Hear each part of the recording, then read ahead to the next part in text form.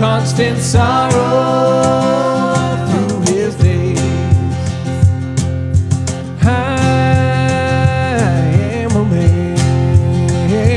Constant sorrows, I've seen trouble all my days.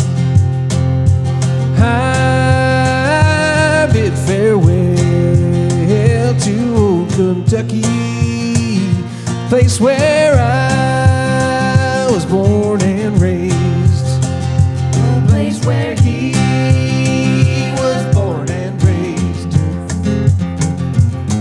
For 6 long years I've been in trouble, no pleasures here on earth I found. For in this world I'm bound to ramble, I've no friends to help me now. He has no friends to help him now. It's fare thee well, my old lover, never expect to see you again. For I'm bound to ride that northern railroad, perhaps I'll die upon this train. Perhaps he'll die upon this train.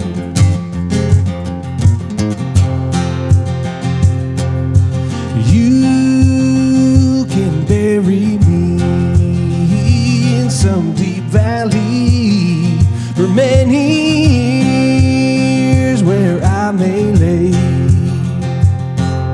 Well, then you may learn to love another while I am sleeping in my grave. While he is sleeping in his grave. Maybe your friends will think I'm just a stranger, my face you'll never see no more.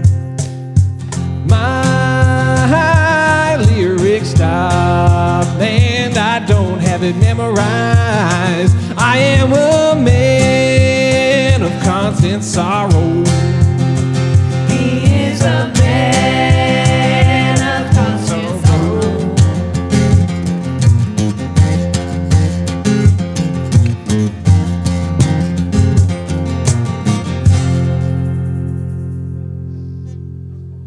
Do it live, that's what I always say.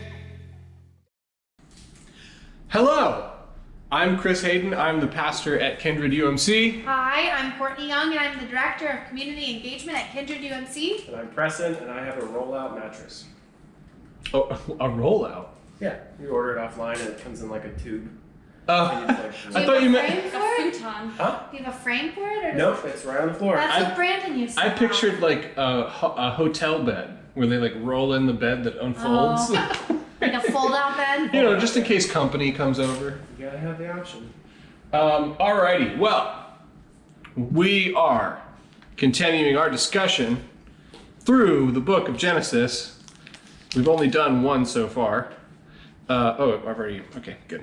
So we're doing First Families, which is just a clever little way to talk about the stories in the book of Genesis.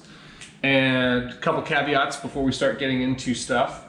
One, don't take these stories too literally. They are almost certainly works of fiction, or at the very least, kind of like only loosely relate. Like maybe there was a Cain and an Abel, maybe, but you know, probably not. These are probably like mythological figures. So don't read too literally into the interpretation, but we are going to read literally because we want to take the writer at the writer's word. All that jazz. They were written in Hebrew thousands of years ago. We have translated them into English, so there's a little bit of work to be done there, yada, yada, yada. So Genesis is the first book in the Bible. We talked last week about Adam and Eve. So before we dive into Cain and Abel, Is there anything happen this week or pop up for you that you wanted to like clear up from last week? I'm good. I'll say no. Okay. You say no? I had something, but I Affairs. forgot when and where it was. Oh, If I okay. remember when and where, maybe it'll come up. But Well, yeah. no. Go comment on the YouTube. Oh yeah. Go comment on Yeah. the channel. That would help. We need 200 subscribers so we can have our own URL on YouTube. So if you haven't done it, subscribe right now. Do it. We're well on our way. We're in the teens. On our way. Can't wait till this pays off. Keep that some years. Oh my gosh. Keep that some subscribers. Okay, so we are going to look at Cain and Abel, who are the children of Adam and Eve, who were just recently kicked out of the garden, if you're following the chronological order of events as they are recorded in Genesis. So we're going to start at Genesis chapter 4, and we're going to read verses 1 through 16. So this is immediately after Adam and Eve are expelled from the garden. Now the man, Adam, knew his wife Eve, and when we say knew, we mean he really got to know her. Ah. Interesting. Sex. Adam knew his wife Eve, and she conceived and bore Cain. It's weird that he was born with a name. I don't think we're supposed to read too much into that. I think she named him Cain. And the reason he's named Cain, saying, I have produced a man with the help of the Lord. Cain means to like make or produce. So she named him Cain because with the help of Yahweh, she has produced a man. Although he's probably a little baby. Again, let's not read too literally into it. Next, she bore his brother Abel. Now Abel was a keeper of sheep and Cain a tiller of the ground. So Abel's like a shepherd and Cain is a farmer. Verse 3, in the course of time, Cain brought to Yahweh an offering of the fruit of the ground, and Abel, from his part, brought of the firstlings of his flock, their fat portions. And Yahweh had regard for Abel and his offering. But for Cain and his offering, he had no regard. So Cain was very angry, and his countenance fell. So, for whatever reason, and the writer does not bother to say, but for whatever reason, God likes the animal offering more than the like farm offering, more than the vegetable offering. And it's important to say, because now most farms that are modern farms have animals and produce. There's a distinct line between shepherds who work with animals and farmers who grow plants in the ground in this particular context. So don't get confused by the fact that Abel's a farmer. Like, no, when we say farmer, we mean he tills the ground and grows plants. Or I mean Cain. Get ready for this. It's going to be a whole discussion that's filled with me getting them mixed up. That's what's going to happen. Just prepare thyself. Cain, he's the farmer. Abel is the shepherd. Okay, so God likes the fat portions of the meat rather than the first offerings from the fruit of the ground. And it doesn't say exactly why. And also, importantly, because it's very direct language, and Cain is pissed about it. It's like, why don't you like what I'm doing? Which is an understandable feeling, if there's this arbitrary affection not being given or being withheld, like that's Yeah, it's an Enneagram 2. I'd be pretty mad about that too. Yeah, right. Like I did my best. See how I threw it in there? Nope. The Enneagram podcast, Kindred Spirits, an Enneagram podcast every Thursday. Check it out. We still have yet to hear from iTunes. I resubmitted the RSS feed and they wouldn't let me resubmit it. They're like, it's already been submitted. I'm like, God. Okay, I digress. Picking back up at verse 6. The Lord, aka Yahweh, and the reason I do that, I'll just say it because I say it every time. Anytime you see capital Lord in the Bible, that's actually Yod, He, Va, He. Those are the Hebrew letters. That's the name of God, Yahweh. It's not the Lord. It is the specific proper noun. So whenever I'm reading in English, I try to translate that to Yahweh, because that's what actually is written down in Hebrew. And the Lord had regard, yada, yada, yada. Verse 6, Yahweh said to Cain, the farmer, why are you angry, and why is your countenance fallen? If you do well, will you not be accepted? And if you do not do well, sin is lurking at the door. Its desire is for you, but you must master it. Cain said to his brother Abel, let us go out to the field. And when they were in the field, Cain rose up against his brother Abel and killed him. Then Yahweh said to Cain, where is your brother Abel? And he said, I do not know. Am I my brother's keeper? And Yahweh said, what have you done? Listen, your brother's blood is crying out from the ground. Very poetic, since he is a tiller of the ground, like his father. Remember that the curse in Genesis 3 for Adam was that he would have to toil and till the ground to reap its fruit. So like following in his father's footsteps in occupation, and then also in like fallen nature, you know what I mean? Like there's some poetry going on here. There's parody in these characters.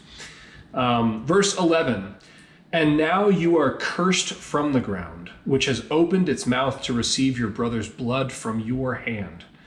When you till the ground, it will no longer yield to you its strength.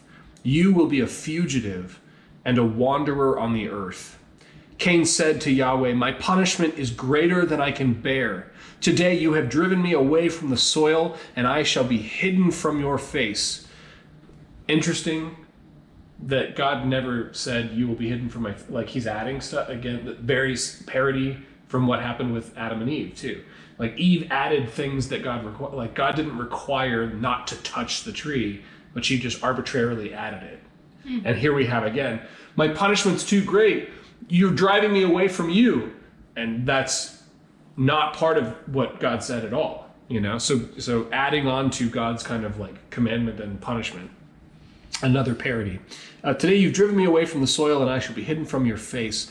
I shall be a fugitive and a wanderer on the earth, and anyone who meets me may kill me. Then Yahweh said to him, not so. Whoever kills Cain will suffer a sevenfold vengeance. And Yahweh put a mark on Cain so that no one who came upon him would kill him. Then Cain went away from the presence of Yahweh. Again, Cain goes away from the presence of Yahweh, not the other way around. Interesting. And settled in the land of Nod, east of Eden. So, it's a very brief, very straightforward story. It's like even more straightforward than Adam and Eve. But lots and lots and lots and lots of thickness here. So let me start by asking, like, I want to give you guys, like, do you have any questions or observations that you want to, like, tackle before I start kind of unpacking my interpretation of this? I have a deep one ready to go. Okay. So here we go. Fire it off. There's nothing here, actually. I kind of just took notes, so that's cool. Cain is, bold statement, Cain is more a representation of the population than Abel is. Needless to say, we have both sides to each of us in different scenarios, but Cain's story goes after the, I'm doing my job, why isn't it enough? Or why do I feel like it's not enough because I see someone else getting something that I think I deserve. Yeah. It's the whole, but it's very, very, very deep. But it also touches, you're allowed to speak up and say something about it, despite the answer, which we're all afraid Okay, of. so you're saying a lot right now. Yeah, okay, well then I'll stop. And I agree with your interpretation. That's the same kind of thing that I see in it also. Okay. But let's break it down and slow it down. Okay. Because it seems almost like a childlike story. Like, don't be jealous, and don't hate your brother, you know? Like, and certainly those are good lessons. Those are excellent lessons. You can't go wrong with that as a lesson, you know? Don't be jealous and don't hit your brother. But let's go a little deeper. So, like, I want to talk about, so first of all, because I actually made notes because there were some quotes from some of my reading that I thought were very, like, profound, and I read them and I was like, I can't say that better. I need to say that. So let me get to my actual notes, not Man of Constant Sorrow.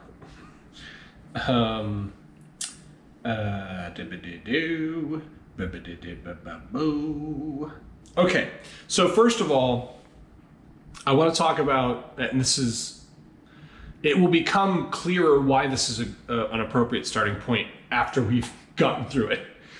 So first of all, that God, there's a lot of interpretations, including myself, when I first preached on this. It's really, really, really, really tempting to somehow ascribe Abel and the offering that Abel brings as more worthy and better. And that somehow there's something lost in translation, maybe, that Cain is bringing something inferior. Like maybe Abel is actually bringing from the first of his flock, like the best things. And and Cain, have I already confused it? No.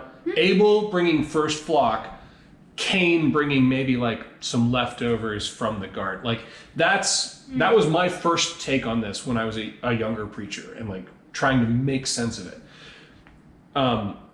That is not at all in the text. That is totally made up and not part of what the writer includes in the story.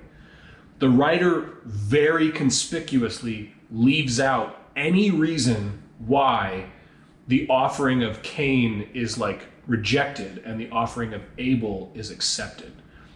And Walter Brueggemann, who is a fantastic theologian and has written books that have changed my whole thinking about theology, he happens to have written the interpretation commentary on the book of Genesis, and he's brilliant, and he wrote this, and I want to share it. So like the narrator, we must resist every effort to explain it. And then he goes on to say later, life is unfair, God is free. Life is not a garden party, but a harsh fellowship among watchful siblings, made harsher by the heavy ways of God. Which is very interesting. Like, Brueggemann simultaneously does not let God off the hook for being kind of a jerk, and two, doesn't let us as the reader off the hook for being subject to that particular way. And like, that's some hard shit, man. Like, that is a hard nut to swallow, you know? Like, this idea that God can arbitrarily prefer something over another. And it touches on a little bit of what we talked about with Job, you know? So first, I'll pause there. What do you make of that? What do you make of that? The writer basically saying, yeah, you like that one, not that one. That one's rejected, that one's accepted. And that portrayal of God, you know? What are you looking at me for? I'm ready to go. I kind of want to posit this to you, Courtney.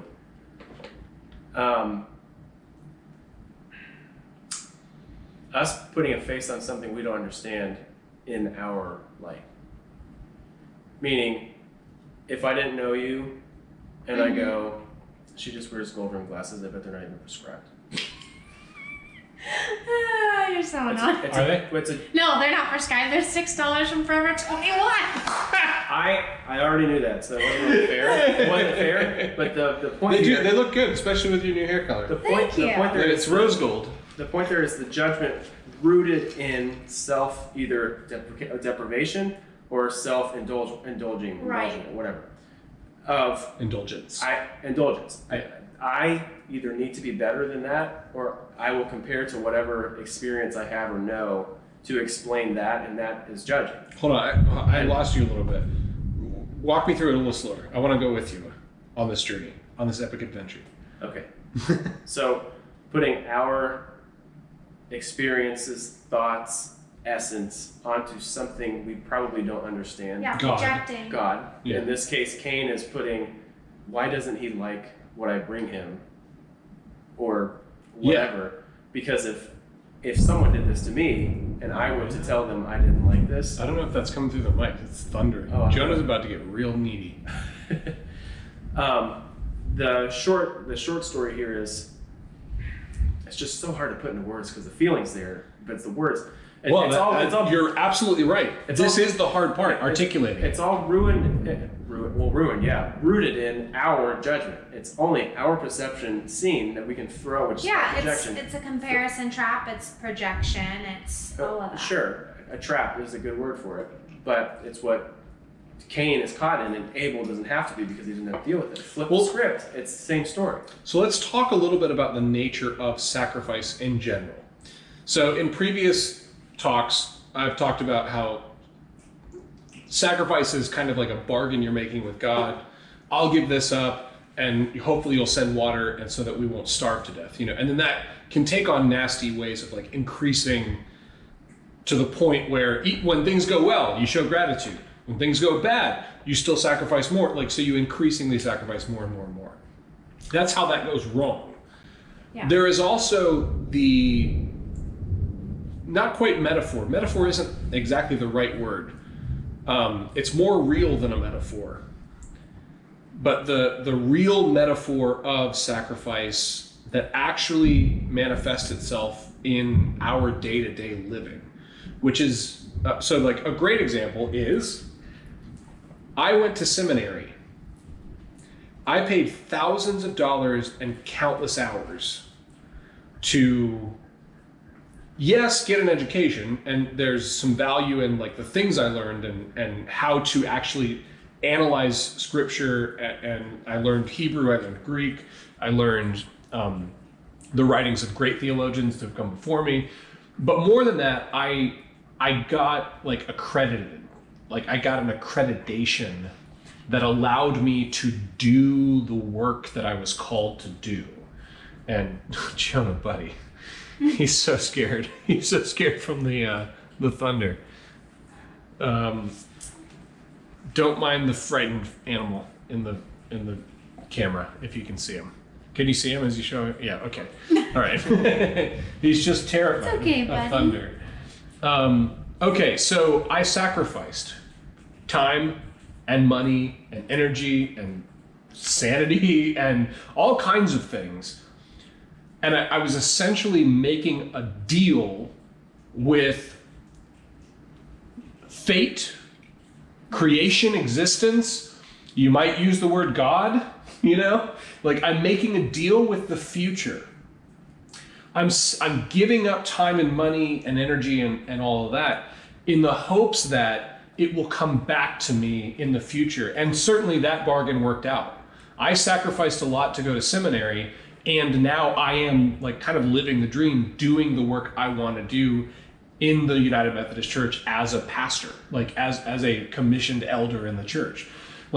So that concept of sacrifice is actually very real. Now when people are still working out the details of like how the world works, and we know a lot more now, but you can see how that concept is really, really important. We're going to sacrifice some of what we reaped now, some of the food, some of the flock, in the hopes that we're pleasing the future, and that the future will be kind to us. Yeah, and I think kind of like to tie what you were saying and what you were saying together, like that idea of I'm going to sacrifice, I'm going to do this, that, and the other. It can. Jonah, sorry, he's literally trying to tip over the table. It can lead to that comparison trap, that less than feeling if you're putting your heart, soul, everything into something, and then you see somebody next to you that from your own perspective doesn't look like they're doing whatever, or like is doing it differently, and then they get what you want and you're like in a crappy place. So that's the next step, and that's what this story is kind of ultimately about. So we our first series we talked about Job, like what happens when, all right, most of the Hebrew Bible is the Israelites make this deal with God. He's going to be their God. They're going to be his chosen people. They're going to be an example to all the world, a blessing for all nations. They get high on the horse. They screw up. God punishes them. And they always maintain the attitude of, what have we done? Which is a healthy, good place to start. not to dismiss, like sometimes you get a cancer diagnosis and it's like, God, oh my God. And that's probably, I mean, unless you're like a chain smoker or something, that's probably not the time to be like, what have I done to deserve this? Sometimes tragedy just strikes. Right. That's what Job is about. But most of the time, when tragedy strikes or when things go awry, the absolute best starting place is looking inward. What have I done to contribute to this? How could I have done differently? What can I do about this now? What do I need to address? Or another way of looking at it is, what thing that I have inside of me do I need to sacrifice? Is it addiction? Is it a coping mechanism? Is it past trauma? Is what inside of myself needs to be sacrificed here and die so that resurrection and new birth can happen? So like that's the appropriate starting place. Now this story is dealing with, yes, sometimes that's not enough. There is enough arbitrary stuff in the world where it feels like, and this is why I say don't read too literally. Like don't read kind of the cruelty of this character of God into God. That's actually not the way God works, at least in my experience. But it feels often like I've been busting my ass. I've been doing the right things. I've been about all the things that I'm supposed to be about. And how come, in my case, in my particular brand of desperateness, how come everyone else finds their partner and their love and I'm stuck in this like desperate single place? That was like my early 20s, and that led to a very profound conversation between me and God, not unlike this conversation, because the next follow-up, the God's response to Cain, when Cain is like, how come you like him more than me? What? I'm doing all the right things. Why isn't it working out? So we can interpret God's favor in this story with probably Abel's flocks had more births and they reaped more food for the tribe and more wealth for Abel. Like he's doing well. So that's the nature of sacrifice. I'm bringing this meat to you, O God, in the hopes that I will have a good yield in the next season. And so probably the way we can interpret this is that for whatever reason, Cain sacrificed and then had a shitty crop. And so when he's going, I don't understand why things aren't working out for me. I'm doing all the right things. And like, that's a very profoundly consistent human experience. For sure. Like, have you ever done everything right and had it just completely not work? I mean, like this podcast. I have tried seriously. so desperately to get a hold of the technology of this, and even before any of this with the coronavirus, like we had a great live show, and I was like, we did everything right, and then quarantine. It's like, God, like why am I constantly pushing this rock up this hill? And why is it so easy for some other people and not for me? What is happening? Where are you in this? And the good news of this particular text, I think, is you can hear it in some of Cain's response. This is too much. I'll be hidden from your face. God never says that. I have to go away from you. God never says that. Like the good news is that, nope, God is there. God is still gracious. Things don't work out sometimes. Sometimes you do everything right and it just completely takes a dump on you, And God is still there and in the midst of that and actively, not in a flippant way, like with Cain. The story ends with Cain after he kills his brother. Now, we're skipping over a really important part, but we'll come back to.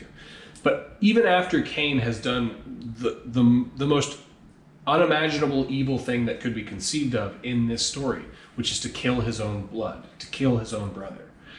Even then, God is still engaging and saying, no, I'm going to protect you. You are still my beloved. You are still under my protection.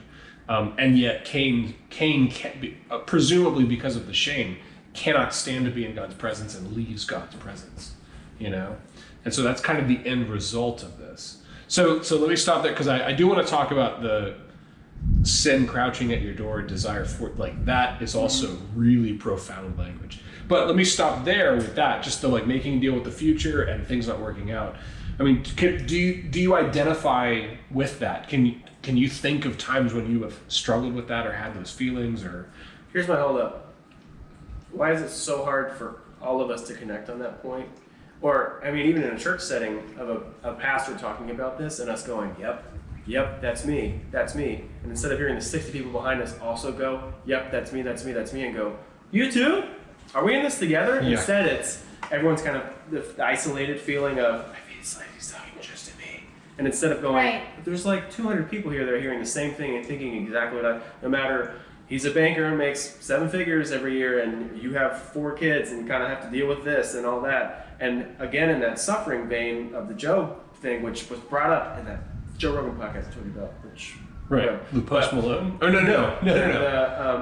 The much smarter one. Well, the crazy guy. Anyway, Yeah. he was talking about suffering, and Joe had to stop him and go, hey, it's all good. Everyone suffers. Oh, Joe. Yeah, I think. Joe. The artist. Yeah. So everyone suffers differently. There's no comparison of suffering. That's it. His brother died. Well, that guy. He lost this. That guy. I wish I could remember his name. It's something Cho. He's a Korean like graffiti. He's a mixed media artist. And because I watched the first half, I didn't get all because it's like a 4-hour podcast. Yeah. You know.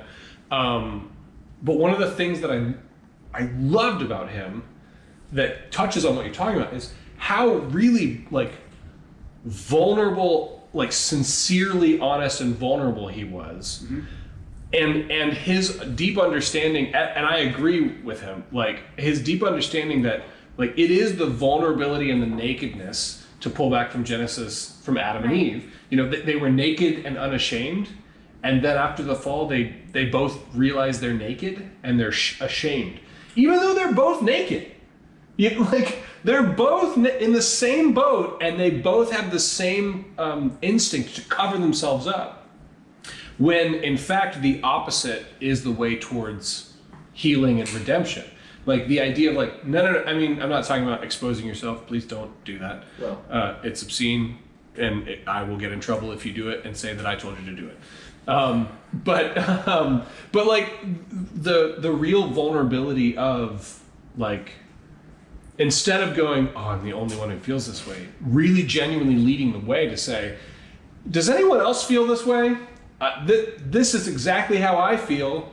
You know, and like, and doing this is like coping mechanism, because I'm like thinking about shame. It's me hiding. in high school, and like shame is a word like in my Enneagram type that really like resonates with me. Like that's where I tend to go to. High school is a real good example. Yeah, like That's when, and just not to get sciencey on you, but when your hormones are like doing the turn, and they're like, okay, we're starting to go towards adulthood, and your brain starts to like just finally like form, and you're like, oh, other people can see me be shamed that I don't know. Well, yeah, and instead of going, it's in adolescence that you develop awareness of other people's experience, right? Yeah. And all of a sudden you become self-conscious. Yes. And on that course, maturity is the realization of everybody goes through this, and it's okay, and you are okay. Well, that's, oh man, and this is okay. that was big lightning, wasn't it?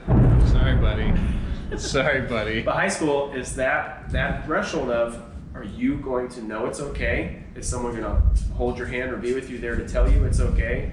Are you going to have to deal with this on your own? Do you have figures in front of you showing you how to deal with this? And deal with it as no, it's a good term. That's a good term there, because it is pretty harsh to go through. Well, that's kind of the healthy role of like parents and teachers in that. Yes. It's to expand past the everyone can see me and into the, yeah, but everyone can see everyone. Yes. right, We're all in the same boat together. right. You know? Yeah. Like that, and again, that's the way, like, And it's almost impossible to do in your circle of shame, in your pit. well, it requires community, it requires vulnerability. Like, someone has to risk Uh-huh.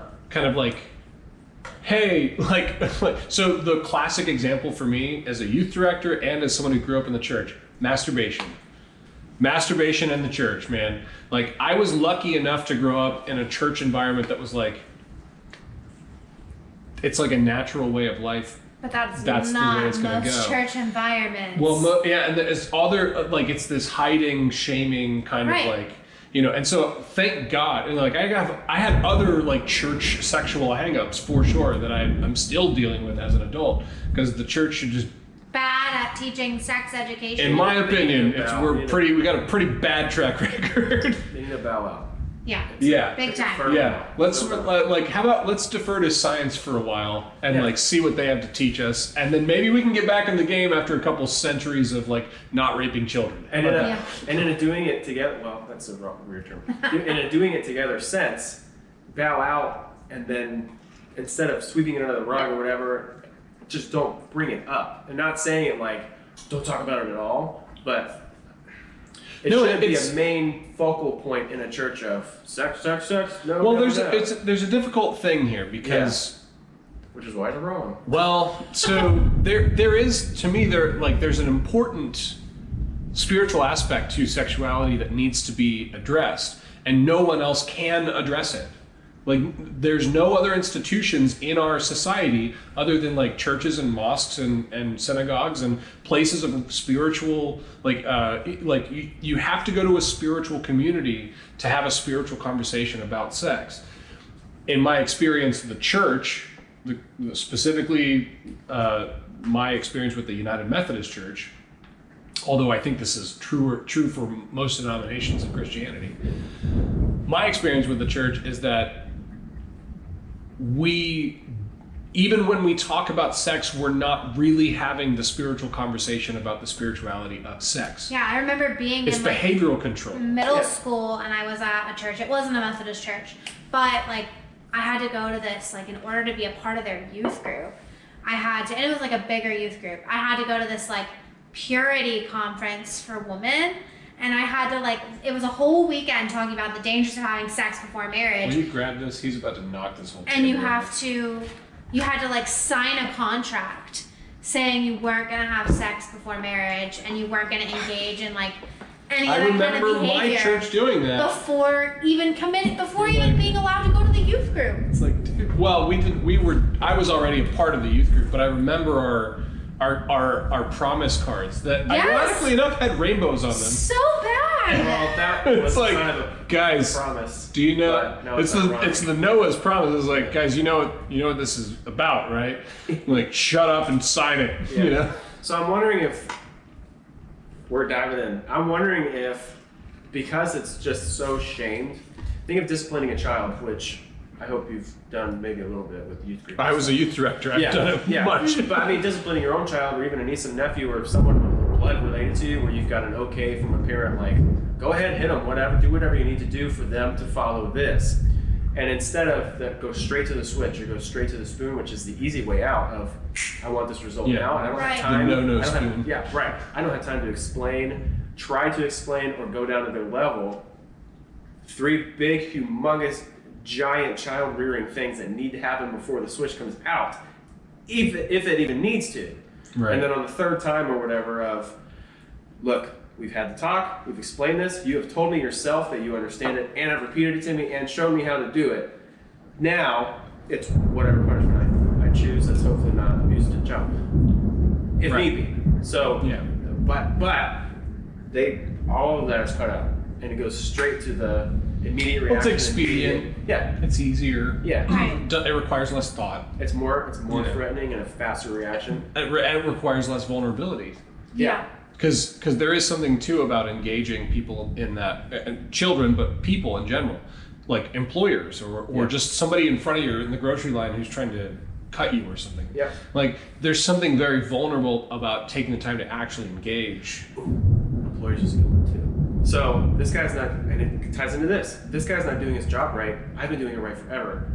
He is just being talked to, and I would be fired if I did this. What's this balance going on? Yeah, that's not fair. Don't get me right? started. That's not Well, fair. okay, so that's a good lead in to the part that is also really, really, one, I think, just like well written. and interesting poetically. I'm sure chiseled. Yeah, right. Does this sound? I mean, well. No, this was probably written on scrolls. Not but not no, I mean chiseled. like out of a hunk of rock. No, they were like, would this word work here? And they're like, no, like scrap that. Next. All right, get out the sandpaper. Chiseled. Oh my god. No, I know what you're saying. Okay. I know what you're saying. I would have hoped you did. But the part about sin being personified, which is a weird word because personified in an animalistic way, sin is crouching at your door, Nope. and its desire is for you. Nope. I'm good. And also the word desire, it's the same. That's the same word that was used back in chapter 3 when the curse specifically for Isha, for the woman, was your desire will be for your husband and he will like define you basically. Like it's this curse of objectification because you're so desperate to. And like that's the same word that's used when sin is lurking at your door and it desires you. It wants to have you. Like it's this really dangerous dark thing. And I would be remiss if we did not talk about the power of jealousy and resentment and this is unfair. I mean, like, so much of I think the world's problems boil down to this essence right here. Now, I particularly don't believe in like a devil. I don't think there is a nefarious evil consciousness out there that's trying to get me, other than like, maybe the algorithms that run Facebook. Lizard people. Right. But those are new developments too, and we made them, We made lizard people? We made the learning algorithms that are dude. The dog. He's such a scaredy cat. But I don't really believe in like a devil in a literal sense. Fat red guy with a pointy stick. No. Or even in a in a spiritual sense of, because I don't know what or who God is, but I do have a relationship with God. And trying to define what God is really, really problematic. But I do think that there is some kind of a there is a thing there. I don't think the devil is a thing. So to stop you, because this is a pretty big topic that we're kind of just like... This is also like opinion. Yeah, this could be a whole nother series just on the devil alone, Well, just to tap that, Patreon, just to tap that series, whatever we want to go into maybe later. Hello, that's huge. Yeah. That's again, naming. It's right. It's A versus B. Yeah, to pull from last week. There has to be something we're fighting against. We need to conceptualize a conscious evil force that kind of represents chaos and randomness and arbitrary, and that's not fairness. But then words are thrown in like demons or disease or negative terms that are real. I don't know about the demons part, but are real. And demons could even boil down to my whatever consciousness is back here going, I'd love for you to go, but it'd be safer to be here. Yeah. Even the safer part sounds comfy and go to sleep, night, whatever, instead of go talk to that person because they look like they need help. Well, again, I think demons and devils and all of that language is actually, I don't think it's unhealthy or bad language. I think it's actually very helpful in conceptualizing the thing. Like everyone has demons. Everyone has things that whisper in their ear, like metaphorically.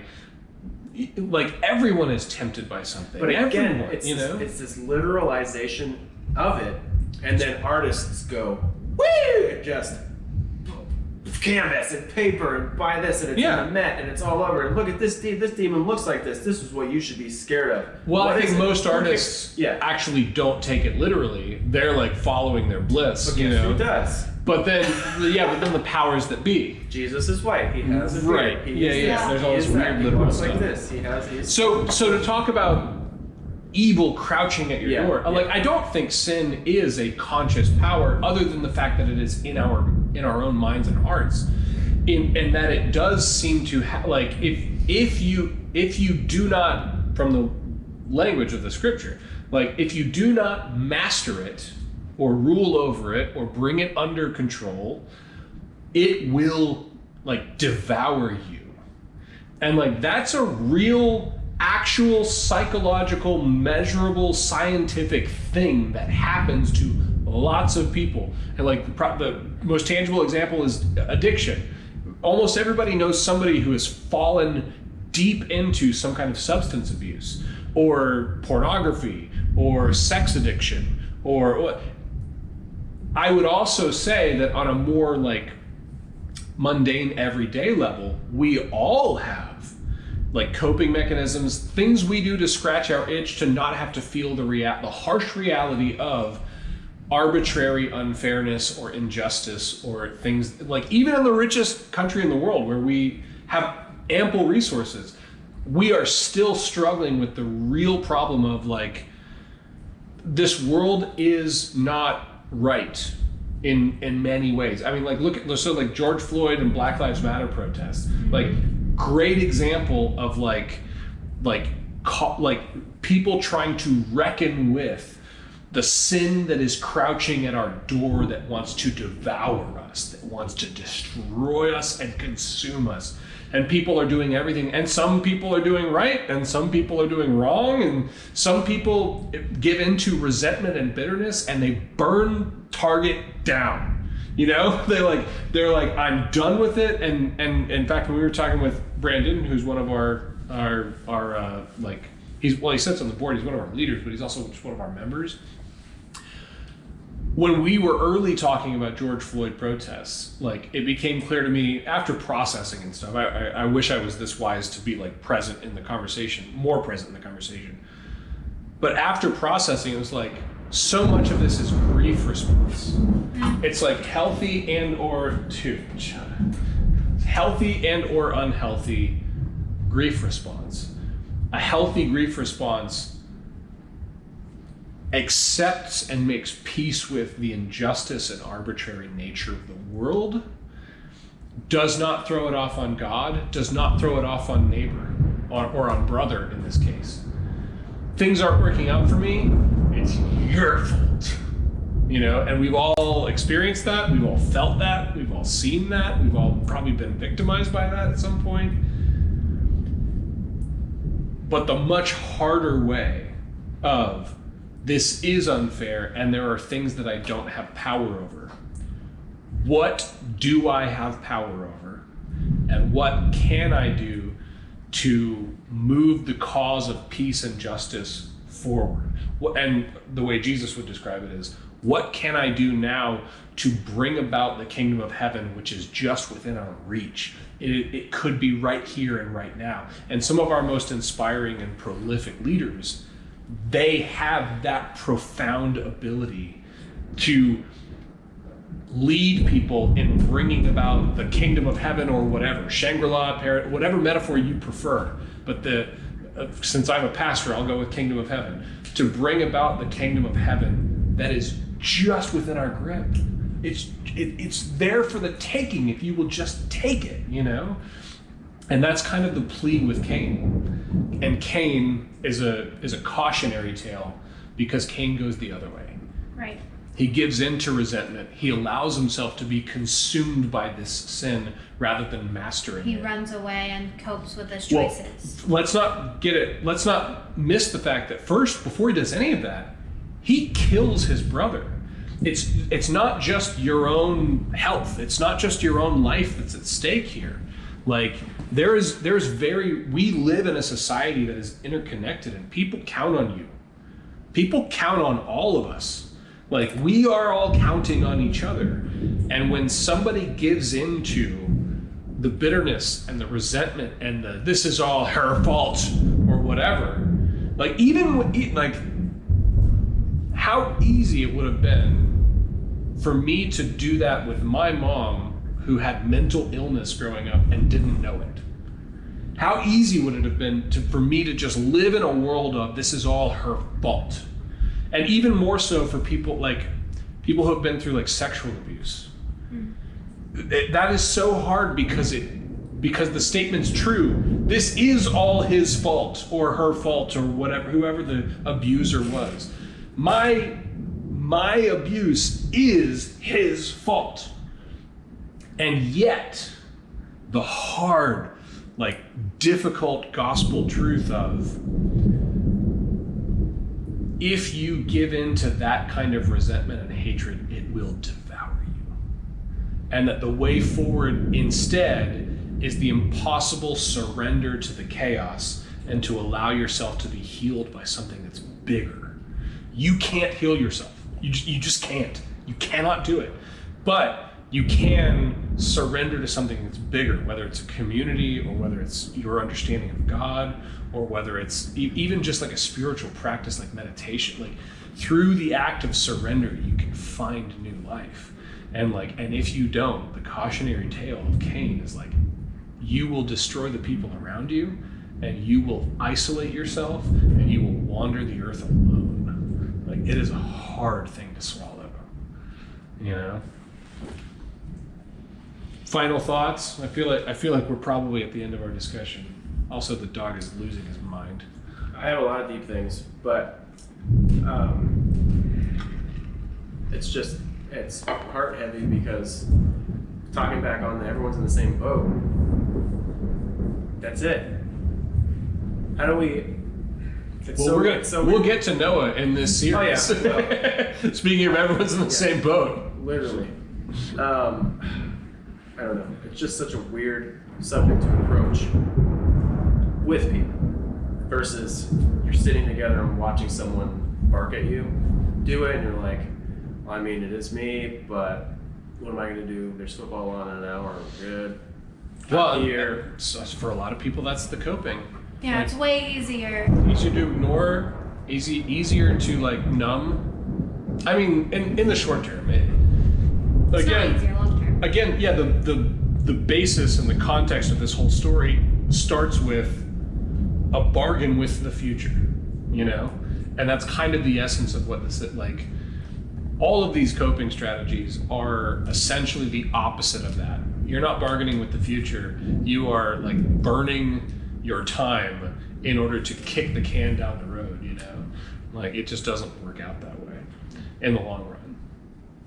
So anybody out there, I mean, seriously, I really, really mean it. If you had the thing hanging over you for God knows how long and have been waiting for an excuse to get out and talk about it or address it or name it or deal with it or now's the time, man. Now is the time. You only get this one life, as far as I know. Your time is limited and you're burning it by coping and kicking the can down the road, and eventually it devours you. Take the better path. The path of death and resurrection is far better, far happier, far more fulfilling. Not necessarily easier, but better in general, for sure. Anything else for the good of the order? I know there's a lot. We could go on and on and on. All right. Well, may the Lord bless you and keep you. May the Lord make his face to shine upon you and be gracious unto you. May the Lord lift up his countenance upon you and give you peace. Amen. Especially you, my dude.